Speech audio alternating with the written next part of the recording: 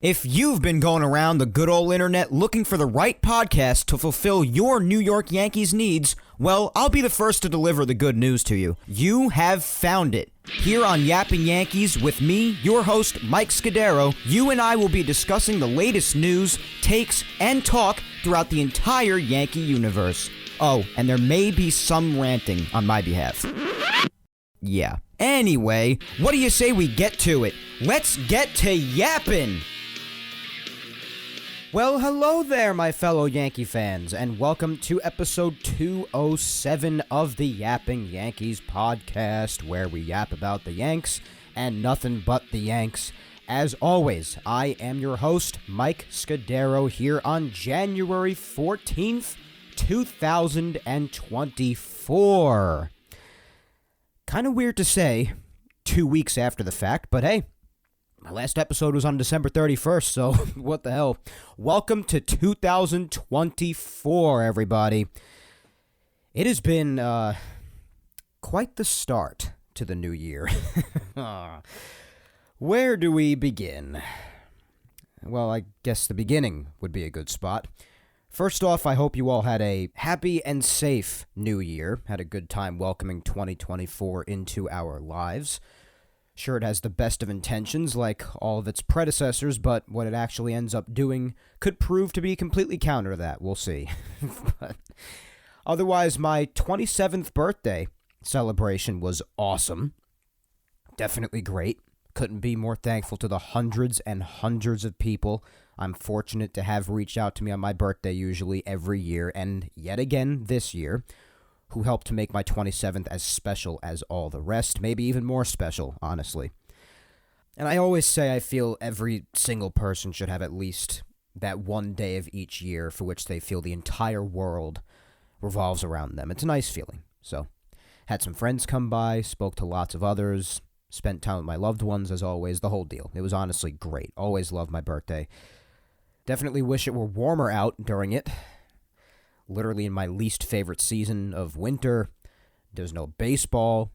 And I can't tell you how many times there's been snow on the ground for my birthday, which makes me nauseous, but it also has its pros. It's a cool time to have with Christmas, New Year's, my birthday, boom, boom, boom, all within like a week or a week and a half of each other. It's exciting. So it's a cool time of the year. So my birthday was terrific.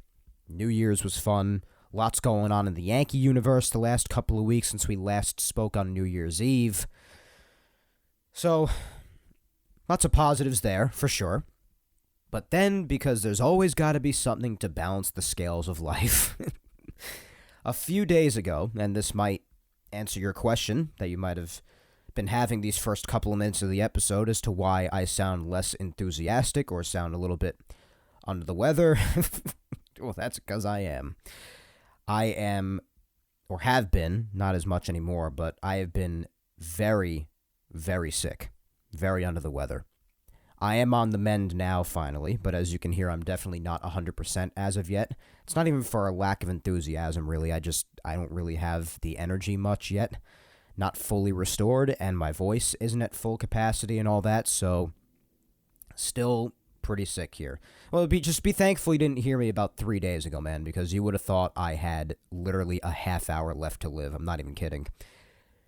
You probably already know this if you follow me on social media, especially on Twitter or X, because I've spoken at length about it, about how crappy I feel. But that's how I felt. So there's probably going to be some throat clearing, maybe even some breaks here for some coughing fits, who knows. But that's just about how I felt since a few days after my birthday. That's when this really kicked in. Everybody and their mother's been getting sick lately. Even my girlfriend Victoria got sick. She got sick about a day before me, and then I came down with this. But a lot of people who do not follow me on Twitter or X, where I did reveal what I have, are probably asking, well, Mike, what the hell is it that you even have? What knocked you on your ass so hard? Well, after thankfully avoiding it for the last 10 years or so, following the first and only other time I've ever had it prior, the flu decided to shove its way back into my life and hit me like an oncoming bullet train, quite frankly.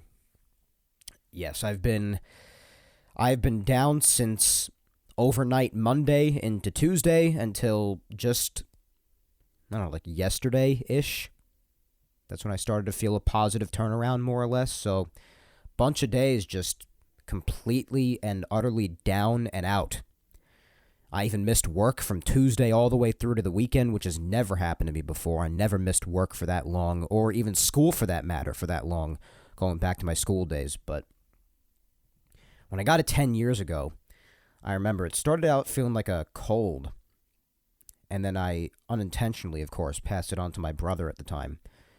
And then a few days later, I had one day where my temperature went up to about 103.5. It was about 10 or 11 years ago. So I was about, 16, 17 years old. And my temperature skyrocketed to like the mid 103s, which is considered very dangerous when you get older. When you're like a young adult and older than that, that's a really high temperature. And I was like hallucinating and everything. It was terrible. I thought I was going to die. Felt absolutely awful. Worse than anything I had ever had at the time. And ever since I was diagnosed with the flu at the time, I was morbidly afraid of it, all the way up until I just got it again now. I've always been afraid of the flu because of that experience. And right when I started to come down with this, but the weird thing about that one in the past was that it lasted for like 24 hours. It was awful, and then it was gone. It went as quickly as it came. Really weird. Like the severity of it, the severe symptoms. This time, I started to feel a little bit funny Monday night. So about 6 days ago, I started to feel a little bit off. It felt like a post-nasal drip developing in the back of my throat. And then, next thing I knew, like when it got later into the night, when it was time for me to go to sleep, I had no intention of missing work the next day or coming down to be very sick. I went to sleep, and then not long after my head hit the pillow, I've had enough fevers in my life to be able to tell without even using a thermometer. But I just started to feel really off. Like some chills came in, some body aches came in, and I just felt like my body temperature was going up, and I could tell right in that moment that I was having a fever. And I don't know how many of you have had fevers in your life, or if you have, how often. I have had the misfortune of having a lot of fevers in my life, so I know when they're here without me even confirming it with a thermometer, and I could even give or take guess where it's at, or how severe it is, or how low it is if it's a low-grade fever. And usually when you have a fever, I don't know how many of you know this, it's very difficult to rest calmly or soundly. It's very hard. And I had a lot of trouble sleeping, constantly in and out of sleep, and having weird dreams, and the whole thing. You know the expression, like having a fever dream, how bizarre it is. Yeah, I was having those. And I even thought I was hearing stuff that wasn't even happening, and it was just really bizarre. So I felt like my fever was running a bit rampant. And so I woke up on Tuesday morning feeling like I said before, a bullet train had hit me. And my fever from Tuesday until maybe mid to late Thursday, when I wasn't on fever reducers of any kind, it was running as it had 10 or 11 years ago when I had last had the flu. It was running like in the low to mid 103s. It was really high again. And again, I felt like I was going to die. This was actually even worse than the last time, because the last time I had the flu, like I had told you, those severe symptoms didn't kick in until maybe a few days after I had those cold symptoms. And the severe symptoms were really only there for about 24 hours, and then it was just gone. This one, these severe symptoms started Tuesday, and I did not start to feel better or start to feel like there's been any sort of a positive turnaround to being on the mend until like yesterday morning or afternoon. So this knocked me on my ass, just like it did 10 or 11 years ago when I last had it when I was in like 10th grade, for that one day, except this time it did it for multiple days. So this time it was even worse. And because of the way I was feeling on Tuesday and Wednesday, I was literally telling my mom and everybody else, this has got to be the flu. The only time I've ever felt this terrible was when I had the flu for those 24 hours or so, about 10 or 11 years ago. What do you know, on Thursday, when I'm just continuing to still run the same fever and feel just as crappy or even worse and worse, I finally take myself to the doctor and I get diagnosed with the flu. What do you know, I was right. I had a feeling. I had literally only ever felt worse or just this as bad as this one other time in my whole life, and it was when I had the flu. So I knew it was that. I got confirmed that it was that. And I just stayed the course, continued to take care of myself as I was. Doctor said I was already doing a good job. The only added thing I had was they prescribed Tamiflu to me, which I am going to be done taking as of tomorrow, 2 every 5 days. So, not that you guys had to hear this whole diatribe of my flu troubles the last few days, but just to give you some in-depth reasoning as to why I might not sound like myself in this episode so you guys aren't confused or puzzled or anything. So, I'm still on the mend from it. This is only day 2 or so that I've actually felt like I've been making some improvements, so I'm still coming back from it. I really suffered from like Tuesday to Friday or yesterday, guys. I went through it. You could ask anybody who was talking to me or anybody who lives with me, my mom, my brother, who saw me or heard me or anything. I have been through it. This was truly, absolutely terrible. High fevers. Now my chest is tight and I'm coughing and all kinds of crap is coming out of me, which is a good thing. Got to get it out. And my voice is not at full capacity yet, and my chest is still a bit tight, and the fever's gone, thank God. That's the big thing. So, the whole 9 yards, it's just terrible. It's absolutely terrible. So just bear with me today. That's the only thing I ask of you. Just bear with me. Like I said, the voice, just be patient with it. Chest is a bit tight, so you might hear me almost feel like I'm laboring just by talking at times. I might be trying to hold off a cough until I absolutely can't anymore. So, I'm definitely limited today as I continue to recover from this crap, which is definitely a disease. The flu is definitely a disease that's truly straight out of hell itself, I'm convinced. I'm deadly serious. It's literally the worst thing I've had, both times I've had the misfortune of crossing its path. Just terrible. I don't wish it on anybody. Absolutely terrible. Hope I never get it again. If I never get it again, it'll be way too soon, honestly. Way too soon. And like I said before, if you think I sound bad today, God, I wish you would have heard me like 2 days ago even. Really, really bad. Because I also even had very bad throat pain up until just about like last night. And when my throat pain was at its worst, and I was at my worst every other way too, I literally sounded like I was dying. Like, I literally sounded like I had about a half an hour to live. Terrible. I've been sick quite a bit in my life, but there is nothing out there that I have had that has knocked me just down for the count like the flu has both times I've had it. It really is.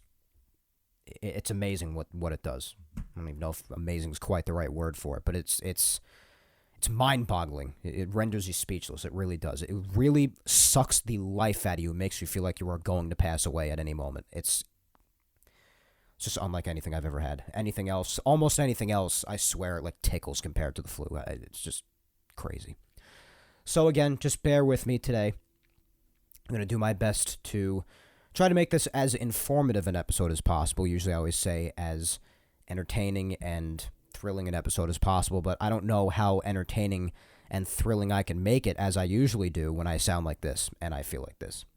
So, again, if you're here for some good information and just a good conversation, you're still going to get that today. But if you're here for the antics and the fun and the entertainment, then you might as well just wait for next week or listen back to an older episode. I don't know what to tell you. Just being very honest with you. Also, because I'm feeling this way, and we're almost 15 minutes in already because I can't shut my yap or what the hell else is new.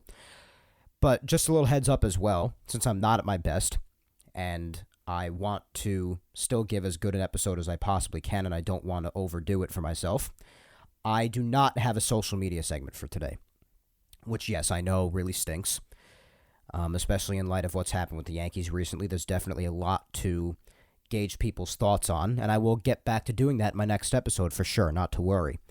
But I just don't have it in me to do a full-fledged episode today, guys. I really don't. I hope you understand. The fact that I'm even doing an episode at all, quite frankly, is pretty crazy, because I just kind of feel like hanging out and still just continuing to get my rest. I plan on going back to work tomorrow, too, so going to try to get back to it, give it my best shot tomorrow, but I just wanted to do some sort of an episode today because, I mean, I did 4 episodes in December because of how the dates lined up and everything that happened. I ended up doing multiple episodes in a row a couple of weeks, especially with the Juan Soto stuff going down and all that. So I did give 4 episodes in December, but it's going to be much less in January because if nothing happens this coming week, then the next time you'll be hearing from me again is the 28th. Hopefully by then I'm at full energy again. I would hope so. 2 weeks from now. And at that point, you'd only be getting 2 January episodes because the way December lined up, last time I spoke to you was the 31st, and it took me 2 weeks all the way to the 14th today, which is long enough. That's why it took until now to give you the first episode of 2024, because of how that all lined up. But I certainly didn't want to push off another week and make you guys wait for the first Yapping Yankees episode of 2024 until January 21st. I didn't want to do that, so I wanted to do some sort of an episode today, even if it wasn't my best, because I'm not at my best. But also, obviously, a lot happened recently in the Yankees universe that we got to talk about, and I've wanted to talk about. It kills me to wait to, talk about all this stuff, especially when it's, really fresh and everybody's talking about it, and I just want to get in front of the microphone and discuss it with you guys. So for today, since it's the offseason, there's obviously no games to recap, and since there's no social media segment, we're going to keep it really easy today, guys. This episode's probably going to be under an hour, which almost never happens with Yapping Yankees. I'm well aware of that. But we're just going to go through some news and then just call it a day. We're going to talk about everything that's happened lately. Going to have some fun talking about it. And I'm glad that I can finally get in front of the microphone to discuss it with you guys. I was hoping the last couple of days, just please let me be just good enough to put out some sort of content on Sunday, please God. And I'm well enough to do that at least. So here I am. And all I ask is that you just bear with me through it, and I hope that you're happy you're getting an episode at all. I hope so. I would hope that it's better than nothing. I know there are a lot of people who have missed me and have been craving the first episode of 2024. I do know that for a fact, based off of what some people have said to me on social media. So I hope a lot of you guys are happy that I'm coming at you with an episode, even if I'm not at my best, and I'll do my best to get through it. That's all I can tell you. But we do have quite a bit to get to in the news. Quite a bit. And there's a big one that I know a lot of you must be very excited to hear my opinion about. So we'll get to that. We will definitely get to it. But there's actually something else I wanted to start off with first. And it was based off of something that we've been talking about a lot lately. We've been talking about a lot of the starting pitchers out there available for the Yankees to either sign or trade for.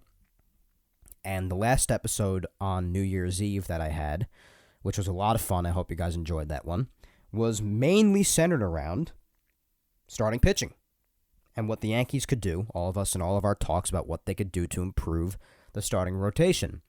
Now, a lot of people have been talking about how they could afford to get another reliever or two as well. Josh Hader's been a topic of conversation.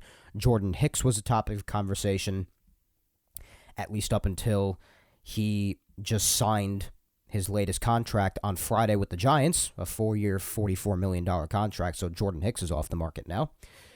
But, so the relievers have been a topic. Yankees have obviously well addressed the hitting, especially with the acquisition of Juan Soto and all the depth that they've continued to acquire otherwise.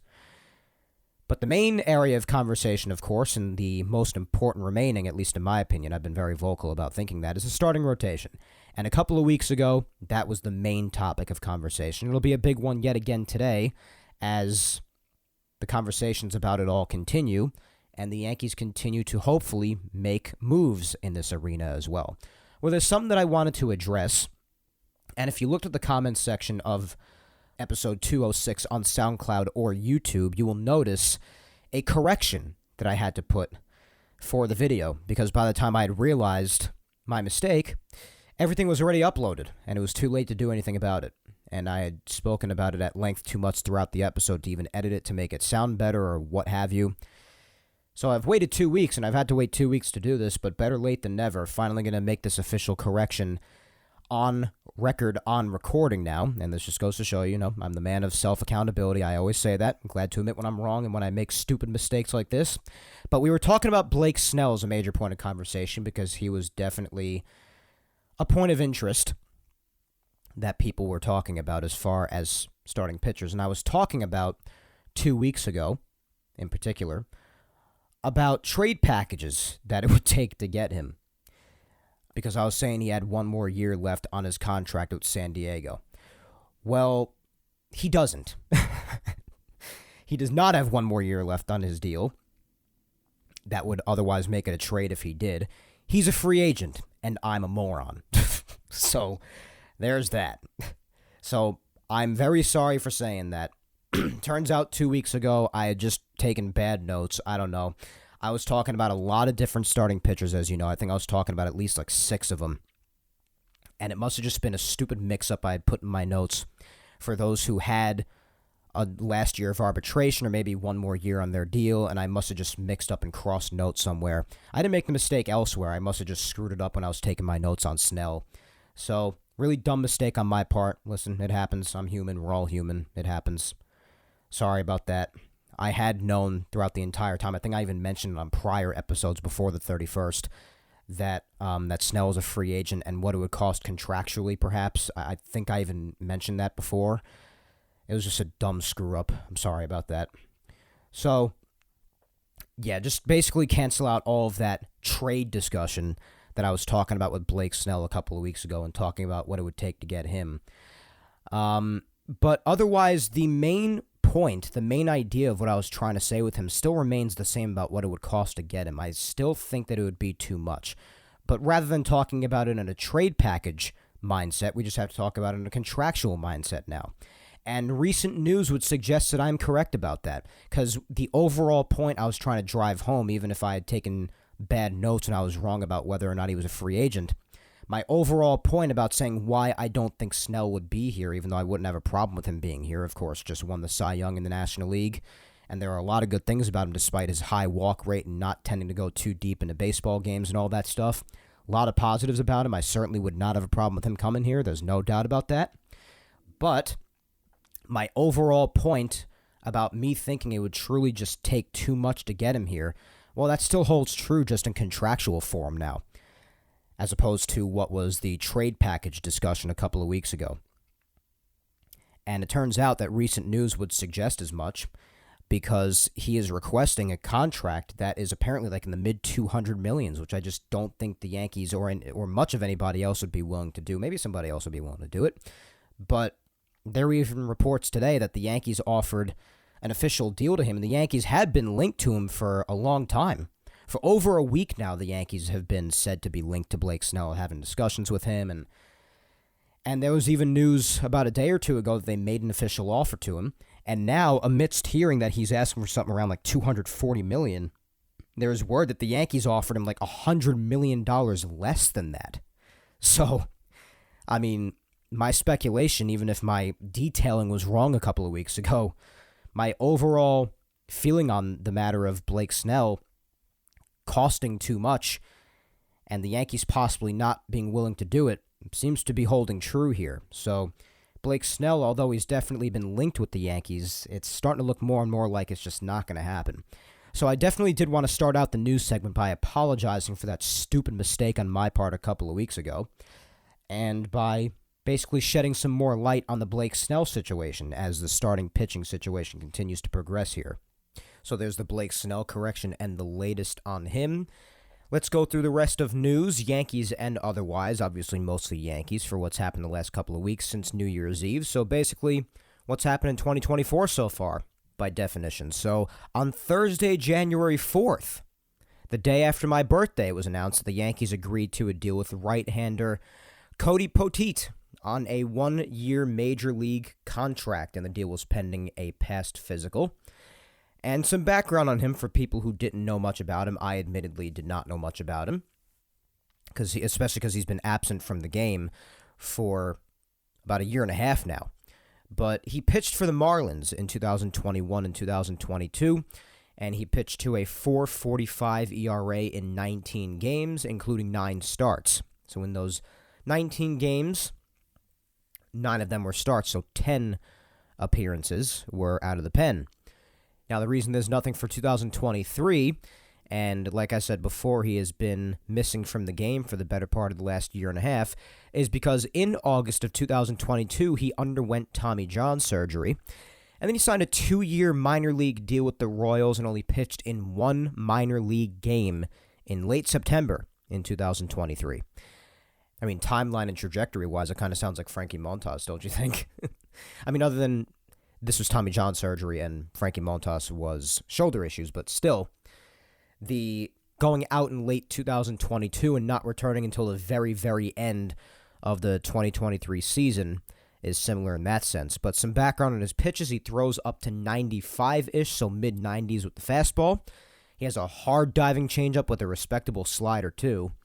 So it could definitely turn out to be a nice depth move, especially if in the event he stays healthy and Matt Blake gets his hands on him with stuff like that. It could actually turn out to be a pretty good piece on the team ultimately. So, I mean, we'll see what happens with him, but could turn out to be a nice under-the-radar signing by the Yankees there. Mainly out of the game, of course, for a while, other than the minor leagues, of course, in late September. But if he can bounce back nicely, stay healthy, and the Yankees pitching coaches and staff can get a hold of him, Matt Blake in particular, let's ride. See what we can get out of this kid. They also did claim that same day Bubba Thompson off of waivers from the Cincinnati Reds. And with him, the main and, well, only thing he really brings to the table here is that he's lightning fast. He's one of the fastest in the game, in fact.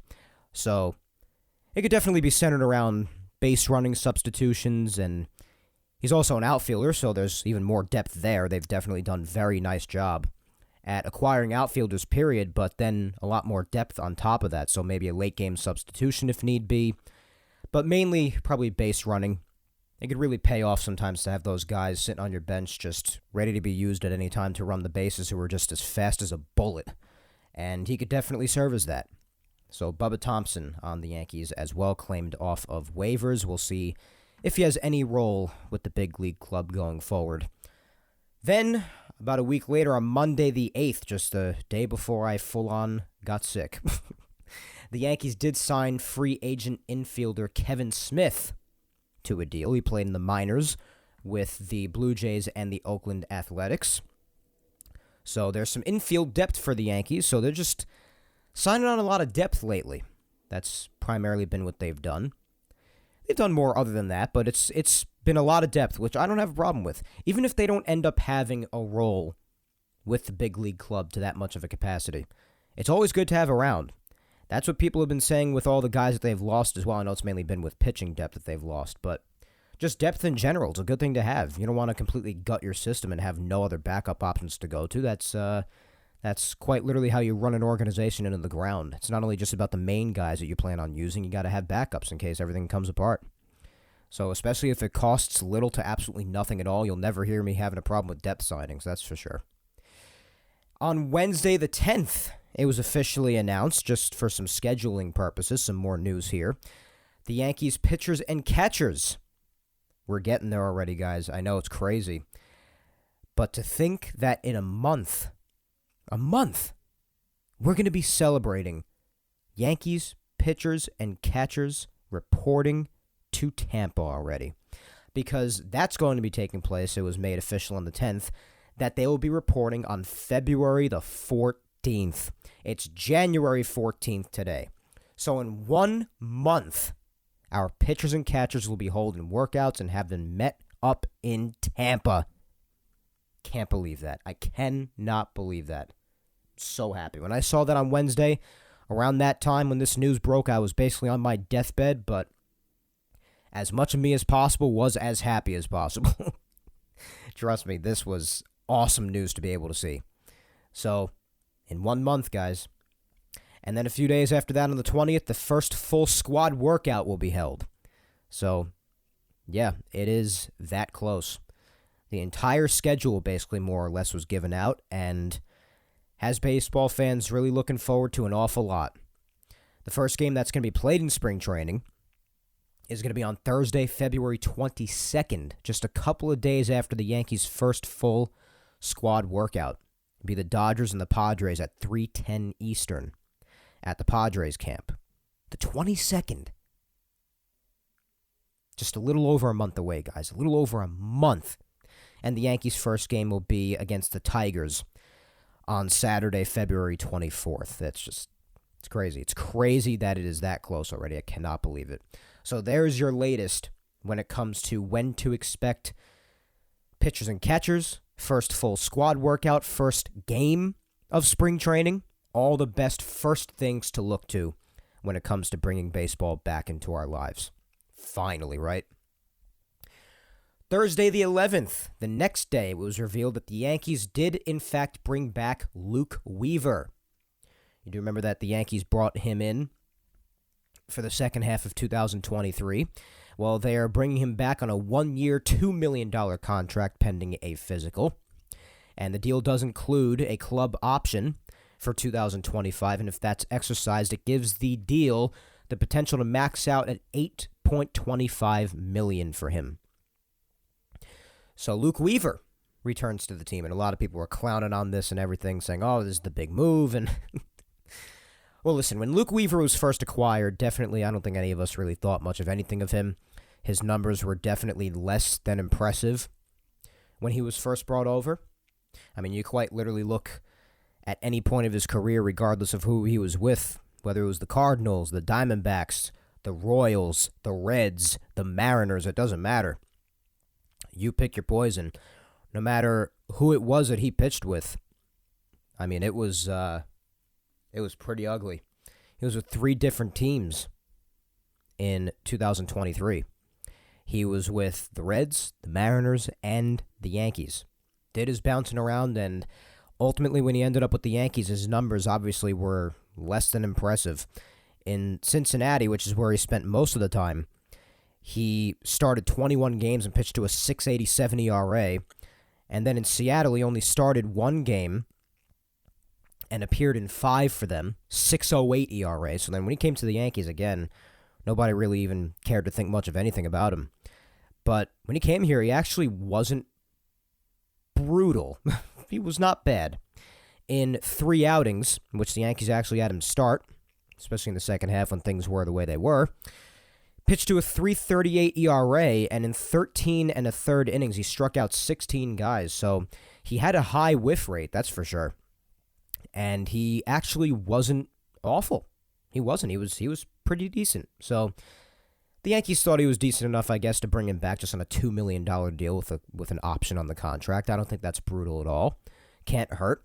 Everybody's always talking about it. The Yankees have no pitching depth anymore, so it can't hurt to add this, especially if he continues that higher strikeout rate and he can just keep those numbers to being at least decent.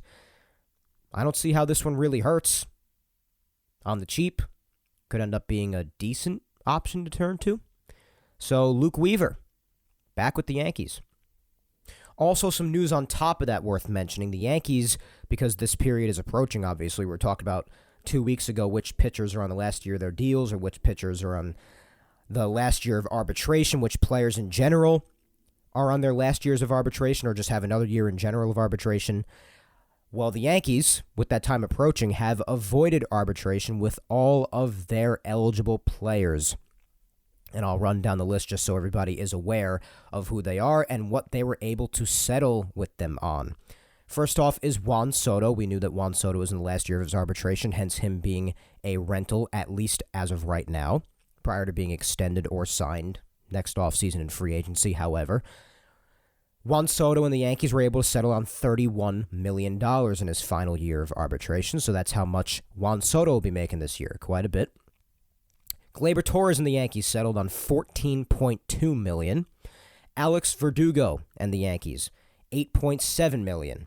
Clay Holmes and the Yankees, $6 million. Trent Grisham, also acquired alongside Soto in the Yankees and Padres trade. He and the Yankees settled on $5.5 million. The Yankees and Nestor Cortez, $3.95 million. Yankees and Jose Trevino, $2.73 million. Jonathan Loaizaga and the Yankees, $2.5 million. Yankees and Clark Schmidt, $2.25 million. And the Yankees and Victor Gonzalez, $860,000. So the Yankees were able to avoid arbitration with everybody. No stress going into 2024. That's good. Everything's all settled. Time to move on from the arbitration talk. So that is that. Definitely not something you want to see looming over anybody's heads or the Yankees' heads and causing any kind of drama like it's had the tendency to do in the past. Definitely not a situation anybody likes to see play out. Speaking of arbitration, though, and also to follow up on the prior Blake Snell discussion when it comes to the story of what's going on with other pitchers around the league, that a lot of Yankee fans have been throwing their names around when it comes to potential involvement with the Yankees or wanting them to be a part of the Yankees at some point. Well, you may recall that a couple of weeks ago, the man that I'm about to mention is one of the 2 names that I mentioned as far as names that I would have liked to have seen the Yankees bring in to join this rotation. And speaking of other pitchers around the league and arbitration, I figured I'd also mention that on Thursday the 11th, that it was announced that Shane Bieber of the Guardians settled with the Guardians on $13.125 million, avoiding arbitration with Cleveland. Now, this doesn't necessarily mean that it's out of the realm of possibility that the Yankees bring him in, because it's not what it means. They could still trade for him, obviously. It's just that they would have to also now be willing to take on that amount of money for arbitration, as opposed to acquiring him beforehand and settling with him themselves. So, Shane Bieber is probably still the guy. Montgomery was the other one for me. It's probably not going to happen anymore at this point. Wanting a reunion with him and then trading for Bieber. That was really my desire a couple of weeks ago. But since the free agent signing has taken place, or a signing has taken place for a bigger arm for the starting rotation recently, which is one that we will get to and cap off the episode with, considering it's the biggest item of news of the last couple of weeks and one of the bigger items of news this offseason, therefore. Just happened a few days ago. Definitely have my opinions on that, as you guys probably can only imagine. But just wanted to also mention that Shane Bieber, as a reminder, is one of the ones I wanted. Still think that it's possible that they could hit up Cleveland and ask them what it would take for him. Just inquire about him, see what the deal is. So, in any event, though, regardless of whether or not he becomes a Yankee, just because he has definitely been a name mentioned amongst people wanting him to be a Yankee someday for 2024, myself included, I figured I would mention the latest on him and Cleveland settling on arbitration. Obviously, since we just got done talking about arbitration with the Yankees as well. So, now speaking of what I just mentioned before, which is basically the pinnacle of news for this past week, as far as major things to talk about, this will probably round us off for the day. But the Yankees did, in fact, make a big signing for a starting pitcher. Now, the signing for starting pitcher that I thought was going to happen, most likely, and there have been conflicting reports that Montgomery still holds a grudge with the Yankees for them not using him for the 2022 postseason rotation, which I even have come down on them about, and everybody has, rightfully so, and all that. And there have been reports that Montgomery thought that maybe he couldn't use his stuff to his potential in the way that he quite wanted, because the Yankees had their way that they wanted him to use his stuff and whatnot. And there have been a lot of reports out there. It's tough to tell what's true and what's not sometimes, but just some reports out there that he still holds a grudge or whatever. Regardless, now that this signing has happened, I do not think that a Montgomery reunion will take place. Even though the Yankees have really not spent much at all on free agent signings, really this is the chunk of it. Really, the vast, vast majority of it. With the exception of, signing Kevin Smith and Luke Weaver now, Cody Poteet. But other than that, this is really where the big chunk of the, I would say, smaller amount of free agency money is going that the Yankees have actually spent this offseason, because the main thing that they've done is really through trades. So, really the money that they've spent in this offseason, actually, except for this deal that we're about to talk about, is a bit on the smaller side, especially when you're considering what other teams have spent this winter, like the Los Angeles Dodgers. Now, that's definitely a case of its own, to say the very least. But the Yankees have officially made a signing that actually has some money, a decent amount of money going elsewhere. I think it's actually, considering who it is, I actually think it's a very good contract for the Yankees, contractually itself. But the Yankees, here's the funny thing. This was not a guy that I was even really considering. And an episode or two ago, on one of the social media segments that we were talking about starting pitching on, somebody had brought up his name. And I was pretty much saying what I think most Yankee fans would have been saying, and probably are still saying. I can't really blame them that much. That really didn't want much at all to do with him, to say the least. Just didn't think it would be really a good fit here, and I just didn't really think that there was any steam to it.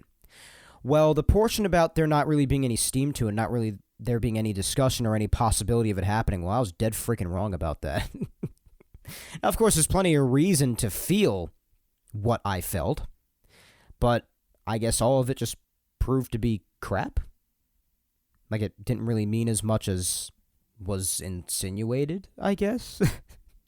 But, I mean, nonetheless, it's done, so it is what it is. But it officially broke on the 11th, on Thursday, that the Yankees signed Marcus Stroman. Holy crap! Yeah, I think that's definitely worthy of a holy crap, Frank Barone. My gosh, to a 2-year, $37 million contract with a vesting option for a third year. And now this is definitely, like I said before, the first bigger free agent signing of the offseason for the Yankees. And this, I mean, there were days before where it was insinuated that Marcus Stroman had a lot of interest in the Yankees. And then there were reports saying that the Yankees basically had no interest back because they declined to even make an offer. And then there were reports saying that there is mutual interest and the sides are talking and they're getting closer. So there were conflicting reports, as there is for most things, because who the hell knows much of anything anymore. And despite all of this, I was basically saying, I was like, oh my, could it actually, after everything that's happened and all the crap that Stroman said about the Yankees and all the drama that there's been and just really how polarizing a figure he is. I mean, I guess it's in the Yankees' nature to get these kind of guys of late, but still, like, could it actually happen? Like, I was just in disbelief. And then even more so when it was announced, it just started to pick up a lot of steam Thursday night. And then before you know it, Stroman on his Instagram posts a photo of himself without any context to it or any wording or anything. Posts a picture on his Instagram story of himself in a Yankee uniform, which basically told everybody everything they needed to know. Because then a matter of minutes later, it came flying across X saying that it was official. He was a Yankee. 2 years, $37 million contract with an option for a third year.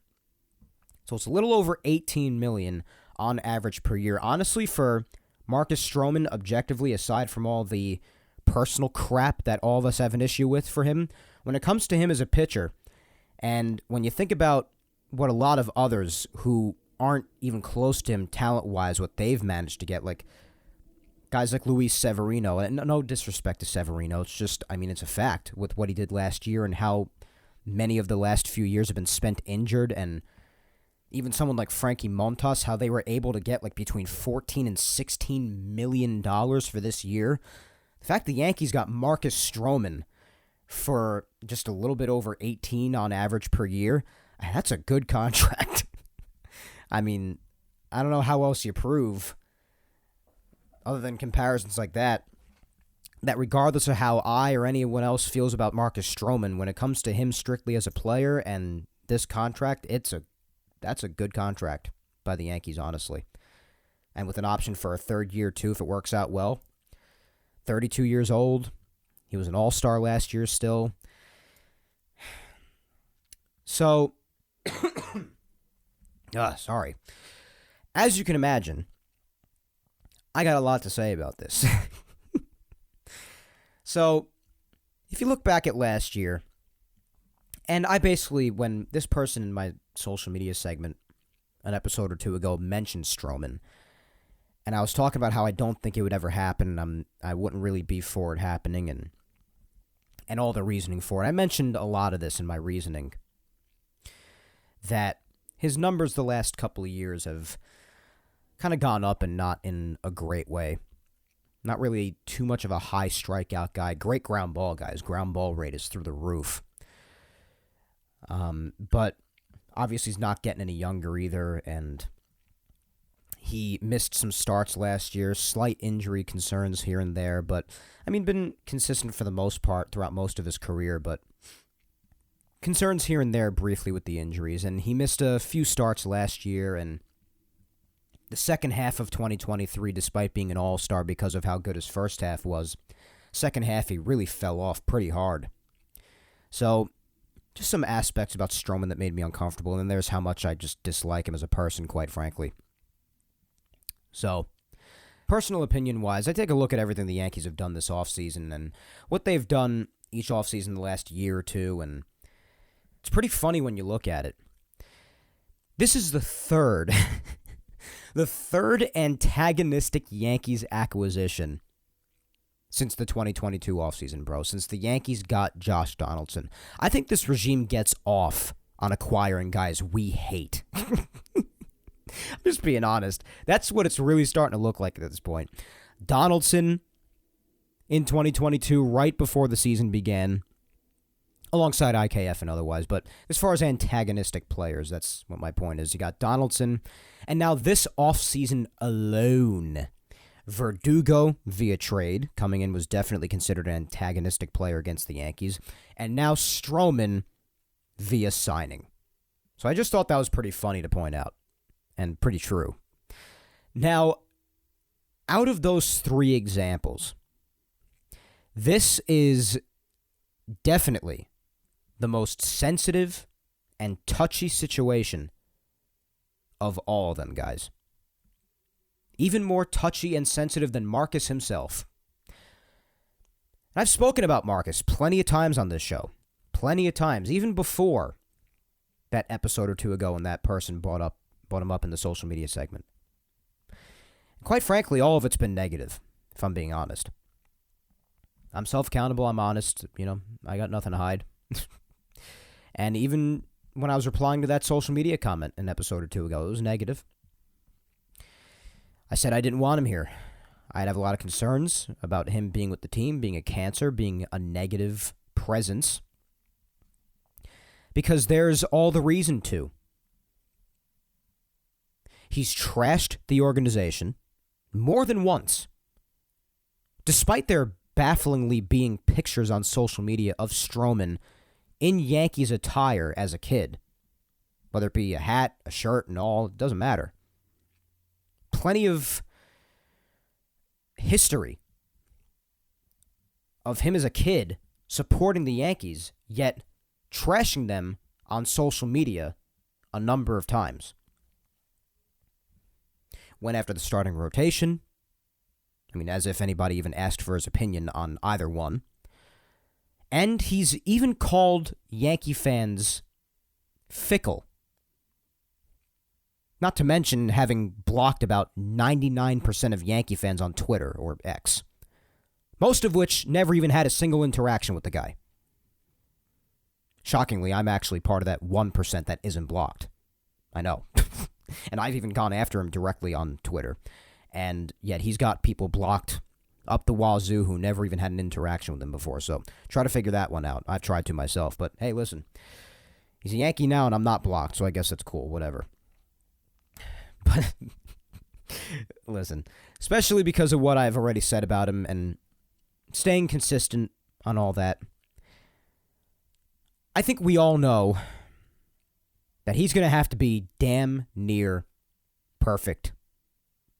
And right out of the gate, in order to even be able to dream of having even a remotely pleasant experience here. I myself, admittedly, am not going to have a lot of patience either. I'm not, just being honest. I even said in response to that social media reply about him that I don't want him on this team. And you know what? That's his own fault. Nobody's more self-accountable here than I am. It's his own fault. Because of how much of a loudmouth he's proven to be in the public eye. I don't think anybody can disagree with me there. It's more than fair to say. Everybody's got a right to an opinion. I'm not saying he doesn't have a right to one. But you don't know how this guy has acted unless you've seen it firsthand. This guy has the maturity of a 3-year-old on public forum. He really does.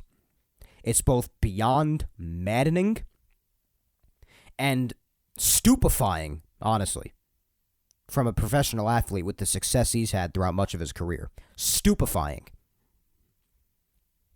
And because of that, I think we can all agree that at this point, because of it, he made his bed and now he's going to have to sleep in it. Yankee fans already have little patience without these antics. They'll boo a guy on his first day here if he does so much as strike out 3 times on opening day for his first game in uniform, having had no beef with them at all in the past. We've seen it happen plenty. So you throw in the antics? Could you even imagine? My point is, bro's got no wiggle room at all here. Smallest margin for error ever. And I'm not thrilled about it. While also admitting the success he's had for a good chunk of his career. Both can be true. This isn't a switch up. I've also been honest about when I've spoken about him. Despite my recent concerns about him, I've been honest that in the past he's had a great deal of success. He has. Everything can be true. Just because I'm talking positive about him, it isn't a switch up. I've been honest. Still have my concerns. He could affect the clubhouse, like I've said. Things could snowball if things start off rough. Gotta hope his health holds up. Like I said before, he didn't finish strong in 2023 at all in the second half. Drove his ERA up to around 4. And obviously, from a personal standpoint, there's just how I feel about him as a person. But here's what it ultimately comes down to after everything that I've just thrown at you when it comes to him. It's not a switch-up from what I've always said. I can root for a player. I've always said this. I can root for a player to contribute to the team that I root for and contribute to the title I've been starving for 15 years. But not for the person necessarily, basically. And I always try to give everyone a fair shot when they first get here. Can't say I haven't. I always do, usually. But I'm also not going to have a lot of patience at all here, admittedly. I'm just being honest about it. I'm being straight up. But this should be interesting, man. Should be interesting. This could work out very well. I mean, he could come here with a chip on his shoulder and really just prove to be the fire that they're missing and really prove to be good for the middle of that rotation. And I said it could snowball for the worse if it starts out badly. Well, it could snowball for the better, too, if it starts out well and just continues from there. It could snowball very well positively, too, on the other side of that coin. But one thing's for sure, though. Now it's time for this guy more than most because of the mouth on him, but it is now time for you to put your money where your humongous mouth is, Stroman. The key here, as opposed to the past, when you'd let your fingers on Twitter or X do the talking for you, or your mouth itself doing the talking, here, you're going to have to let your great pitching do the talking. Because truth be told, that's really the only thing that'll get everyone else, including me, to stop their talking. And yeah, no one's perfect, so you can't expect that because that's unrealistic, but you pitch well, that'll silence everybody. Us fans are interesting, don't you think? I mean, in most cases, not all, but most, I think it's safe to say. If you perform up to par or beyond, much of everything else, possibly absolutely everything, especially the stupid petty crap like with Marcus, just dissipates. Done. But you let the wheels fall off and it spins out of control, then you're going to spin out harder and faster than just about anybody to ever step foot in this place. Not going to be pretty. And that's putting it as nicely as humanly possible. There is no in-between for Marcus Stroman, I think it's safe to say. It's either going to be really good or it's going to be really bad. That's my prediction for this whole thing. But that's the fact of it all. You pitch well, everybody will shut up. Even I'll shut up. What am I going to say? You pitch well, what am I going to say? And especially since you're a Yankee, I doubt that you're going to be talking crap about the organization as you're playing for them. So if that drama dissipates and you're pitching well, then, I mean, none of us are really going to have much to say. You let your pitching do the talking. Keep the mouth shut, go out there, do your job, and you just watch how everybody's going to love you. That's how it works. It just is. Well, from here, there's really only one thing to do, my friends, and that's to see what happens. Godspeed, Marcus. This Yankee fan, although not thrilled, to say the least, will give you your shot. You're here now. There's nothing we can do. But there is something you can do. And that's shut us the hell up, dude. Now that it's official and it's reality, that's all I can really say. Truth be told. So Marcus Stroman is a New York Yankee. Started out the first bunch of his years of his career on Toronto, of course. Then went to the Mets, found himself in the Cubs, and now it's the Yankees. The one place that I don't think much of anybody prior to this envisioned him ending up. After all the talk, the drama, weird. But the fact that he was a fan growing up, I mean, who knows? Maybe it'll inspire him to kick ass here. And if he does and contributes to a title even and does his thing here, you watch how quickly he'll be beloved here. I'm not saying I'll necessarily ever like him, particularly as a person, but I could certainly like the player. Like I said, I can separate the two. From a player standpoint, I'm not completely bummed out that he's here. I think he could provide some good if he's healthy and he doesn't completely fall off like he did in the second half of last year. He's definitely still got good stuff. But obviously the person himself, not a fan of. I just don't think he's a good guy from what I've seen. I can't fully judge because I don't know him personally. So just saying based off of what I've seen, I'm not a fan of him personally. I don't have to be. It really doesn't even matter. And even if I wasn't, well, there's not much I can do about it because he's a Yankee. It's pretty much how I feel about it. So I'm not beyond thrilled that he's here. I definitely think there's some risk involved, even though there's at least a little bit of risk involved in literally everybody. But definitely of late, very recently for him, that's where a lot of my concern lies. But it could work out very well. He could turn out to be a very good addition to the middle of that rotation. Could turn out to be a very good addition. And he could be very fired up to be here, very motivated to pitch to the best of his ability. The reports definitely showed there was no conflicting reports on his interest here. There were just conflicting reports about the Yankees' interest back. At first saying that they didn't even really give him an offer at first or really talk to him, and they really said that there wasn't much interest, and there was word that there was interest. But from the beginning, it has definitely been evident from the beginning that Stroman, on his end, had a lot of interest in coming here. So we'll see if that speaks volumes when he actually takes the mound for the first time as a Yankee. It's just hard to believe after all these years of drama and controversy and just borderline hate that he's a Yankee. It's hard to believe. It doesn't feel real. So something that I never thought would happen has happened. That guy in the social media reply that mentioned it to me, congratulations to you. You must be the offspring of Nostradamus or something. And you got your wish saying that you wanted to see Stroman here. You're probably one of very few prior to the fact, but you got him. Here you go. That's a really good call. I got to tip my cap to you there. Really good call. So Marcus Stroman, couple-time All-Star, 32 years old, respectable pitcher in the league, really up until the second half of last year mostly, I would say.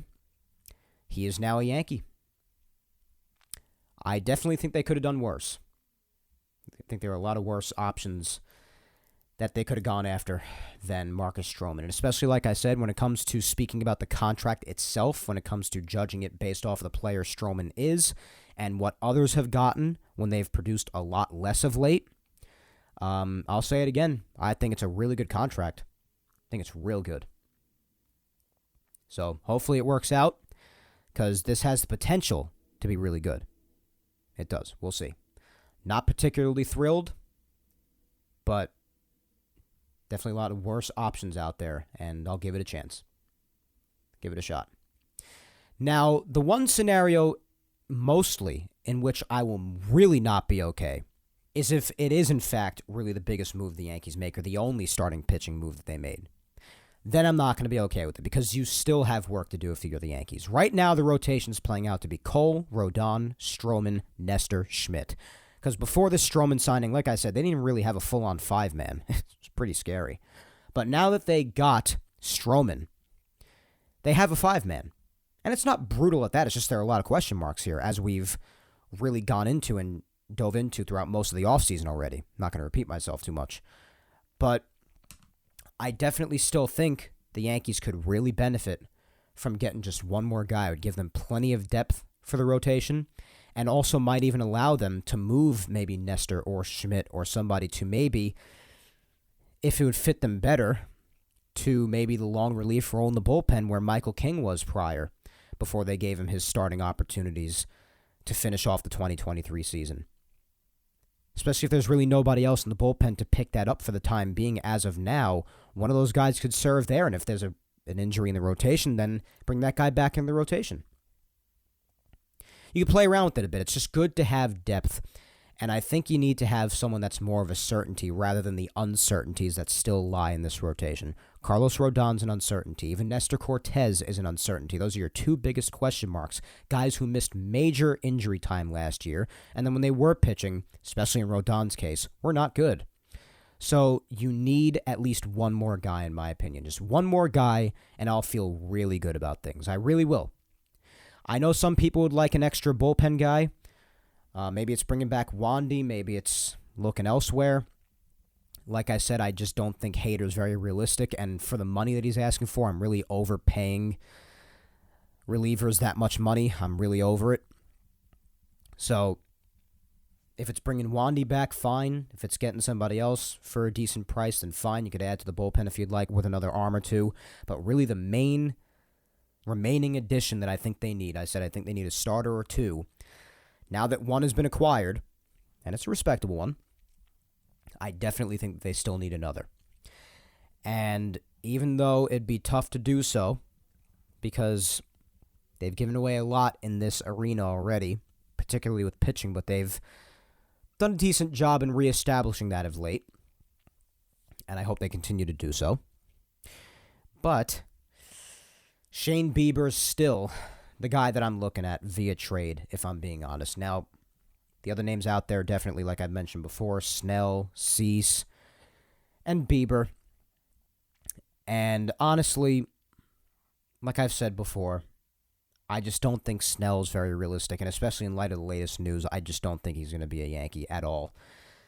I think that he's not worth $240 million. I know he just won the Cy Young Award. I'm aware of that. But there are definitely some red flags about him. Not saying I wouldn't like him on the team. He'd be a sick addition. But given those red flags, I'm not sure he's worth $240 million. I'm just not too sure about that. Yes, there is admittedly a part of me in the back of my mind that's thinking of the Soto situation. But just in itself, too, with Snell, $240 million for a guy who does not go deep into games at all. And I know most of the game is predicated on the bullpen eating as many innings as it does now, but you want to avoid that as much as possible, and the Yankees already have enough uncertainties in the rotation. And I know a lot of people are probably saying, oh, but Mike, Bieber's had his injury problems too and whatnot. Yeah, but as far as upside is concerned, if you want to talk about upside with any of these guys, and having had plenty of evidence in the past that they could really handle being a number 2 to Garrett Cole, I think Bieber's the guy. I just really do. And I think out of any other guy that you're looking to trade for, I think he might require the least in a package, perhaps. I mean, the Yankees were able to get somebody back just for giving away Estevan Florial with Cleveland. I mean, maybe they'd be willing to do the same similar thing with Bieber if they called him up again and started asking them for trade possibilities when it comes to Bieber. I mean, the fact they were able to get anybody back for Estevan Florial was pretty crazy. So, I mean, who knows? I mean, it's really a, kind of an irrelevant example, but just as far as where relations may be between the Yankees and the Guardians when it comes to the potential of making a trade, that's just the only reason I brought that up. But Bieber's really my guy, if I'm being honest. I just think the guy with a lot of people is Dylan Cease.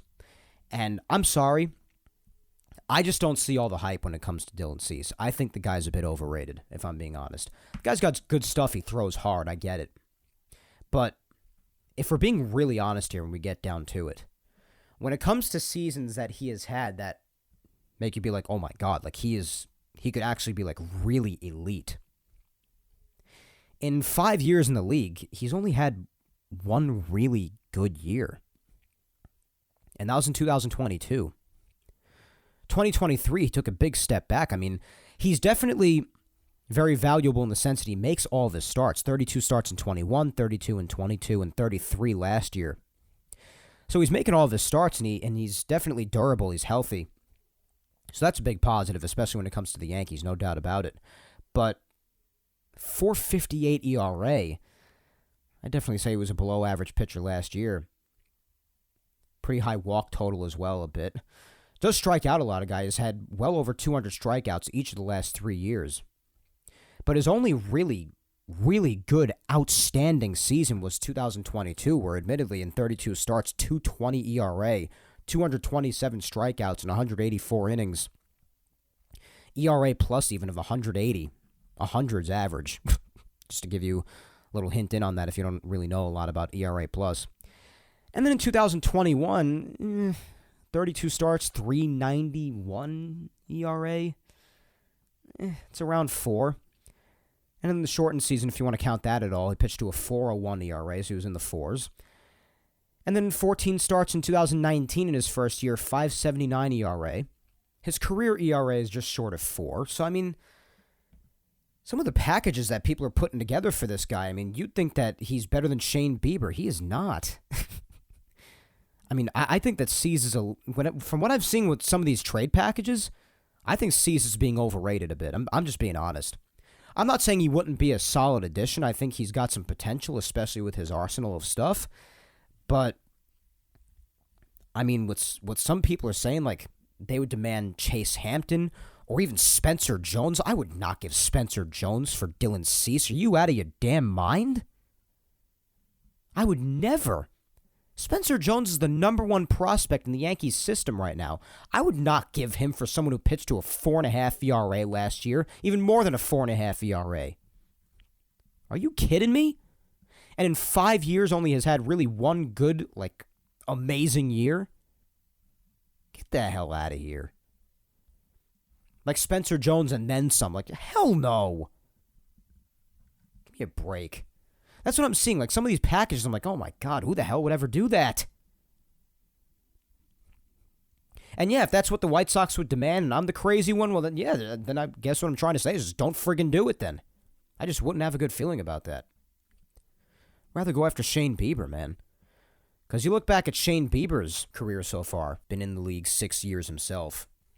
I mean, in his first season when he started in 19 games, 4.5 ERA, it's fine, he was getting his feet wet. 2019, right away, 15-8 record, 3.28 ERA, 214 innings pitched. So he's been a horse a lot of the time. Even had 3 complete games and 2 complete game shutouts. Then in the shortened season, you take with this what you will, obviously, 1.63 ERA. But even then in 2021, 16 starts, not that much, of course. That was really the season when he missed about half the season. A lot of time there, 97 innings just about, 3.17 ERA. Then he bounced back in 2022 in 31 starts, 200 innings again, 2.88 ERA. And then in 2023, he took a little bit of a step back, 21 starts in 128 innings, spent some of the season hurt, and then 3.80 ERA. His career ERA is 3.27. And if you're concerned about his health, well, the upside gives you some comfort, and he's only 28 years old still. So he's still on the younger side. It's not like you have age to worry about. I'm sorry. That's my guy. And hopefully, because of the fact that last season wasn't great, that would drive down the ask somewhat. And you could get him for a reasonable package. And I think that he'd be a better number 2 to Garrett Cole than Dylan Cease would be. Just my personal opinion. I think the numbers speak for themselves. The only thing is the injury risk, and that definitely is a concern. But, I mean, if he's got a clean bill of health, you could verify that. I mean, and Shane Bieber's healthy, that could be a very good arm to have in your rotation. Very good. Most of the years of his career, the vast majority of his career, listen to those numbers. That's my guy right there. So if you can make it happen, that's the trade that I'm making happen. And haven't necessarily envisioned a trade package for him yet. I mean, if one is to take place before I am to do that, then I'll just judge it after the fact. But if you could get that done, then I'm set, and I'm feeling really good about this Yankee team, man. Obviously, injuries could still happen all over the place, and it could just collapse all the same, as it has many times. But when it comes to how the roster is right now, if they were able to trade for Shane Bieber with how things are right now, I'd be feeling better about this Yankee team than just about any Yankee team, probably since 2009. Probably, if I'm being really honest with you. So, I just think one more starting pitcher is really what's needed. That's my personal opinion. They do that, I'll be feeling really good. But if they're done with Stroman and this is their rotation, I'm going to be pretty uneasy when it comes to the rotation. I'll still feel confident in the offense for the most part, and the bullpen too. I always trust the bullpen. The Yankees bullpen seldom disappoints on the whole, but yeah, I still need more. Still need more to feel more confident about the rotation. So that's really the last big piece of news for these past 2 weeks, guys, for 2024. Just a couple other things I wanted to mention before I end here. A couple of things people might be interested in. On the 4th, also, Bader went to the Mets. That's another piece of news that surprised me. Harrison Bader to the Mets. So the Mets continuing to get the Yankees sloppy seconds, I guess. Just me being toxic, don't mind. Yeah, but getting Luis Severino, now getting Harrison Bader. I mean, listen, Bader, I know he liked it here in New York, and the Yankees weren't taking him back, obviously. The time here did not end well at all, really. I mean, not for sake of bad attitude or anything. I mean, Bader was really emotional to leave here, and it was really tough to see him leave because of that. And he's a very likable guy. But I'm just talking about when it comes to on-field performance, did not end well here at all. But now he's back in New York, just across town, which is really weird. I mean, especially given how it ended and, how he spent much of his time here.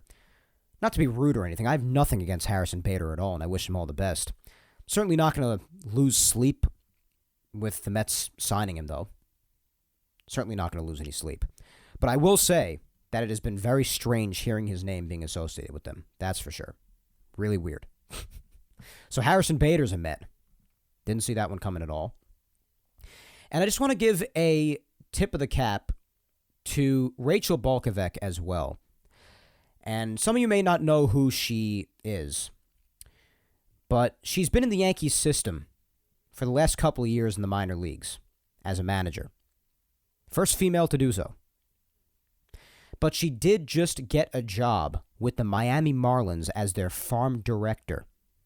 So this woman just keeps on going up and up and up and up the ladder, and I think that's really good. She seems to know what the hell she's talking about. That's really all that matters to me in this world. I don't care what you are, what the color of your skin is, whether you're a guy or a girl. I could not care less. You know what you're doing, then you deserve to be in a position of someone who makes a lot of key decisions.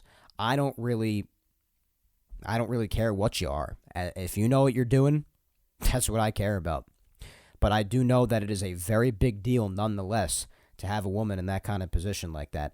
And she's really paving the way for a lot of other women who would like to do the same thing and follow the same sort of path, same sort of trajectory. So honestly, hats off to Rachel Balkovec.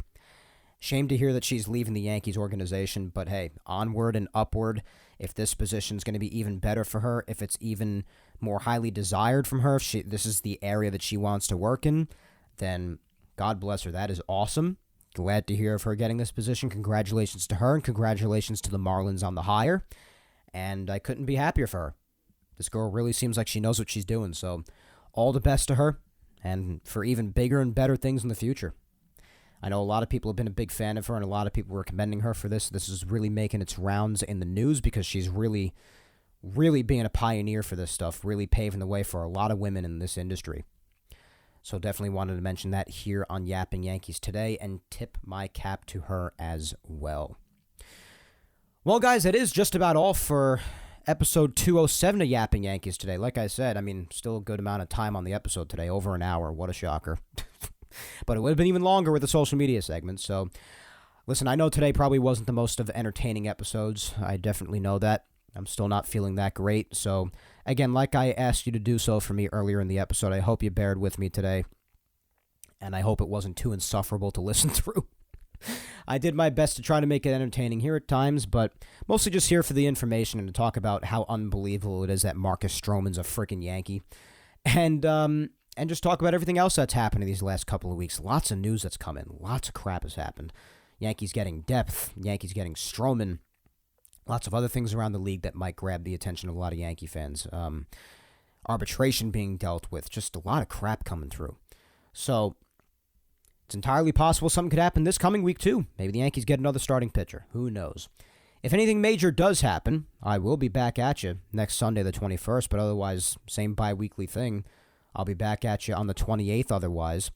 But shortly, mid-February, mid to late February, as soon as the spring training games start, bi-weekly format's done. It's back to weekly here on Yapping Yankees, which is fun. Can't wait for that. Can't believe baseball's that close. That was another big announcement in the news segment, how close spring training is starting back up and all the workouts are. It's so cool. Can't freaking wait. But nonetheless, I hope that you guys were able to bear with me in this episode, knowing that I'm not at my best.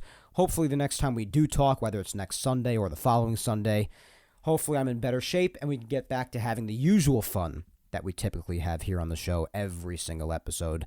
But I do still hope that this episode was at least mildly enjoyable for you nonetheless. And I will continue to do my best to get better each and every day. Like I said, that starts with trying to return back to work tomorrow and just getting back to life and stepping outside and getting that fresh air and just getting back to the grind, I guess, right? So it is good to be back, though, and it is good to at least feel some sort of positivity when it comes to the road coming back from this flu, because after a while of feeling as crappy as I did, you just start to feel like this is never going to end. But, at least there's some encouraging feelings here that I am on the mend, finally. So, hopefully next time we talk, I'm better. But as for now, episode 207, that is all, guys. I hope it was at least mildly enjoyable for you guys. If you do not already, please be sure to follow me on all social medias. Facebook fan page is Mike Scudero NY. My Twitter or X is at Mike Scudero. And my Instagram is MikeScuds97. Subscribe to Yapping Yankees on all 4 of the platforms. It is available on YouTube, Apple, Spotify, and SoundCloud. Show your love across all 4 like you all always do such a great job of doing, my friends.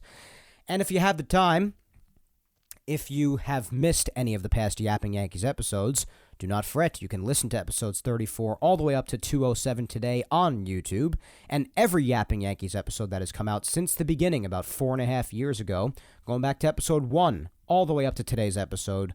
Those are all available on SoundCloud, Apple Podcasts, and Spotify. Once again, though, I thank you 3,000 for listening to me yap today, my friends. As always, I have been your host, Mike Scudero, and I will talk to you, if there's anything big that happens, next Sunday the 21st. If not this week, then in 2 Sundays on January 28th, when I come at you with episode 208 of Yapping Yankees. But until then, guys, hang in there, be patient, stay safe, look out for your loved ones. Go ahead and kick life's ass this week, my friends. I know a lot of people out there have been getting sick along with me, so if you're getting sick as well, or if you're already sick, or you feel something coming on, just take it easy, take care of yourself, stay hydrated, try to eat even if you don't have an appetite. I know it's hard. Take your medicine and rest, rest, rest. Do not overexert yourself if you do not have to. It's tough, especially if you have something that hits you as hard as this hit me this past week, man. My God. So just try to power through. 2024 is definitely testing some of us right out of the gate. It's all good. We got this, right? Hope the Yankees make some more moves. It's been an exciting last week or two. Definitely making some progress on that starting rotation. Let's keep building on it. And let's keep building towards getting that team together, assembling the team that'll finally bring us number 28. That is the goal at the end of the day, isn't it? So hopefully, by the next time we talk, whether it be next week or the week after, we'll have more to report on that quest to assembling this roster that could win us number 28. But until then, guys, thank you again so much for spending over an hour with my nasally ass today, and I look forward to talking to you next time. Take care, and as always, let's go Yanks.